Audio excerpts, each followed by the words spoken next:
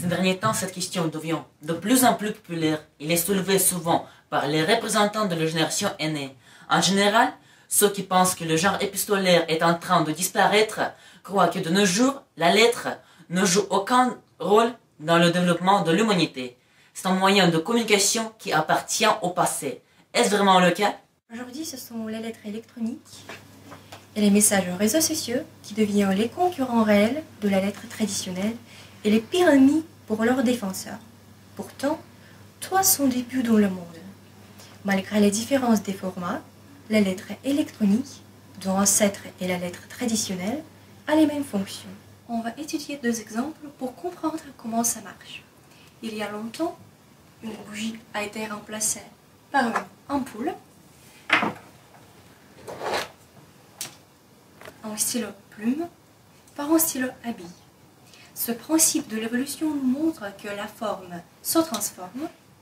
Cependant, les fonctions initiales restent constantes. Pour mieux comprendre le phénomène de la transformation de la lettre traditionnelle à la lettre électronique, et par conséquent justifier notre hypothèse, on va étudier deux lettres.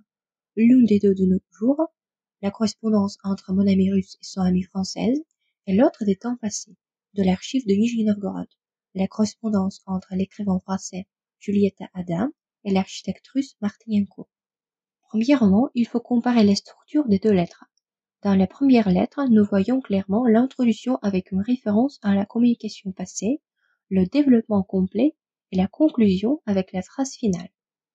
Dans la deuxième lettre, l'introduction qui doit lier le contenu de la lettre précédente et de cette lettre est absente. Nous y voyons seulement le mot coucou qui remplace la formule initiale habituelle comme bonjour. La plus grande partie de la lettre implique le développement et quant à la conclusion, elle est formulée par la phrase finale à bientôt. Il n'y a pas de longue expression. Deuxièmement, il faut analyser les moyens d'expression qui sont utilisés dans les lettres. Dans la première lettre, il y a beaucoup d'épithètes et de structures lexicales complexes qui enrichissent cette lettre de la gamme des couleurs qui la font plus agréable à lire et la rapprochent à une œuvre littéraire. Dans la deuxième lettre, il n'y a pas de construction pareille. La langue de la lettre est très simple. C'est le français tel qu'on en parle à nos jours. Troisièmement, on va étudier la construction des lettres. Dans la première lettre, toutes les phrases sont très longues et compliquées grâce au pronom relatif qui est que, et préposition et la conjonction est par à souvent utilisées.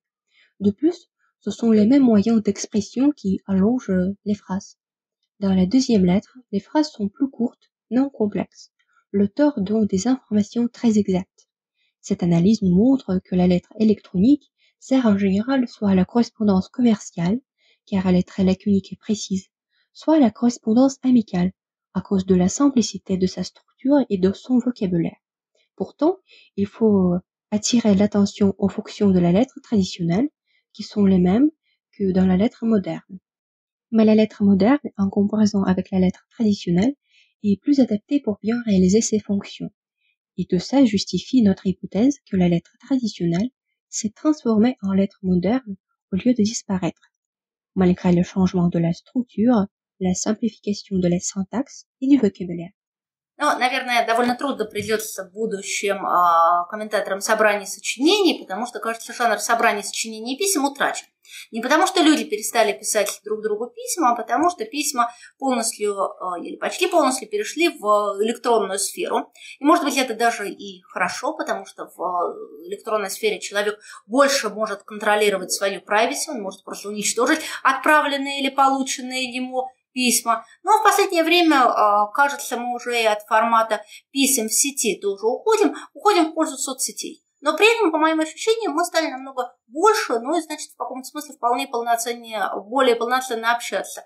Я думаю, что просто эпистолярный жанр утратил форму такого растянутого диалога, ну и обрел форму диалога очень динамичного, да, когда мы получаем ответ в ту же самую секунду, когда его отправили, даже если отправили на другой конец света.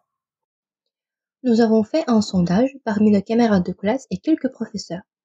Cette statistique nous montre que l'orientation principale des messages, les proches et les amis, les thèmes principaux, l'annonce des nouvelles et la résolution des problèmes, et les fonctions principales, la communication à une grande distance, l'échange d'informations et une connaissance des dernières nouvelles, restent les mêmes ce qui signifie que la lettre traditionnelle a juste changé d'apparence, ne répondant pas aux exigences du monde moderne. Cependant, la lettre n'a pas totalement perdu son actualité malgré tous les changements du genre épistolaire conformément à notre siècle. Par exemple, on l'utilise jusqu'à présent dans la correspondance diplomatique entre les chefs d'État. Il existe toujours des lettres d'amour grâce à la symbolique de ce mode de communication. Finalement, on peut conclure que la lettre ne disparaît pas. Elle a seulement transformé en arrêtant les vestiges en quelques domaines officiels.